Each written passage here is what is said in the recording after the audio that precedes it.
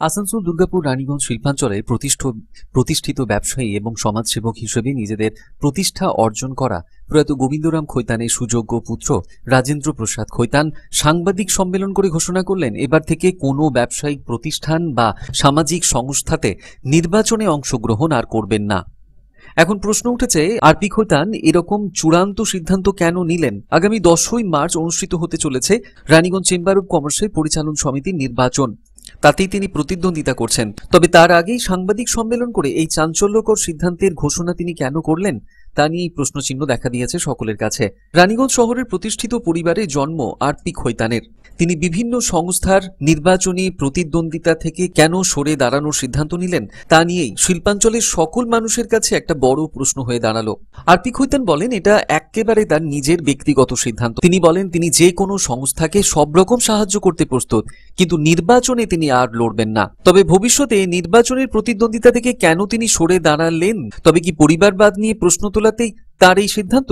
কি বলছেন আরপি খৈতান, শুনবো।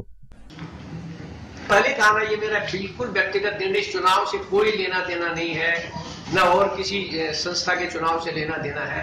मैं 70 के ऊपर ऑलरेडी पहुंच चुका हूं, 72 में प्रवेश करने जा रहा हूं मैं।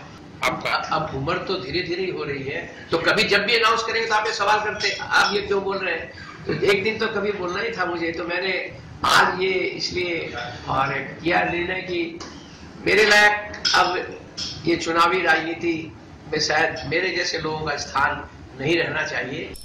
আরপি খৈতানের জন্ম 1948 সালের 5ই মে। রানীগঞ্জের তিলক রোডে তার বাসভবনে তার জন্ম। 1966 সালে রানীগঞ্জের টিডিবি কলেজে জিএস হিসেবে মনোনীত হন তিনি। 1974 সালে রানীগঞ্জের ক্রীড়াপ্রেমী সংস্থা স্পোর্টস অ্যাসেম্বলির প্রতিষ্ঠাতা সদস্য হন তিনি। 1974 সালে লায়ন্স ক্লাবের সক্রিয় সদস্যের ভূমিকা নিয়েছিলেন তিনি। 1998 সালে রানীগঞ্জ চেম্বার অব কমার্সে আরপি খৈতান সক্রিয় সদস্য হন। তিনি চেম্বারের সভাপতি এবং সম্পাদক হিসেবে বারংবার দায়িত্ব পেয়েছেন। বর্তমানে তিনি federation of south Bengal chamber of কমার্সের কার্যকারী সভাপতি। দীর্ঘ প্রায় 45 বছর ধরে তিনি সেবামূলক কাজ করে চলেছেন বিভিন্ন ব্যবসায়িক এবং সামাজিক প্রতিষ্ঠানের হয়ে। Public Times.